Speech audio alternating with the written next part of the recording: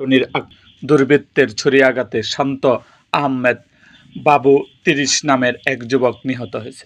সোমবার ২৫ আগস্ট রাত 10:30টার দিকে গুরুতর আহত অবস্থায় তাকে উদ্ধার করে ঢাকা মেডিকেল কলেজ হাসপাতালের জরুরি বিভাগে নিলে কর্তব্যরত চিকিৎসক পরীক্ষা নিরীক্ষা শেষে মৃত ঘোষণা করেন। নিহত শান্ত আহমদপুর বাবু যাত্রাবাড়ি থানার শনির আকড়া এলাকায় মৃদাবাড়িতে থাকতেন। তিনি ওই এলাকায় মৃত সদর আলীর ছেলে। শান্ত একটি আইটি প্রতিষ্ঠানে চাকরি করতেন।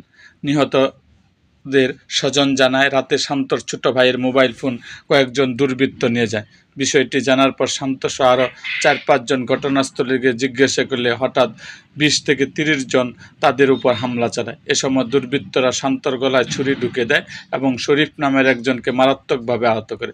আহত দুজনকে ঢাকা মেডিকেল কলেজ হাসপাতালে নিলে চিকিৎসক শান্তকে মৃত ঘোষণা করেন।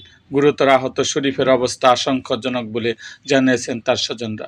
হামলাকারীদের মধ্যে কুরবান, হাসান, হুসেন ও জনি নামের কয়েকজনকে চিহ্নিত করেন তারা। ঢাকা মেডিকেল কলেজ হাসপাতালের পুলিশ ক্যাম্পের ইনচার্জ পরিদর্শক মোহাম্মদ ফারুক জানান, নিহতদের মরদেহ মর্গে রাখা হয়েছে। আহত একজনের হাসপাতালে জরুরি বিভাগে চিকিৎসা চলছে। বিষয়টি যাত্রাবাড়ি থানা পুলিশকে জানানো হয়েছে। এরকম আরও ভিডিও পেতে এবং রাজনৈতিক অঙ্গনের নানা ঘটনা ও ইতিহাস জানতে আমাদের মুক্তাগাছার ইতিহাস মিডিয়া ইউটিউব চ্যানেলটিকে সাবস্ক্রাইব করুন এবং পাশে থাকা বেল আইকনটি বাজিয়ে দিন।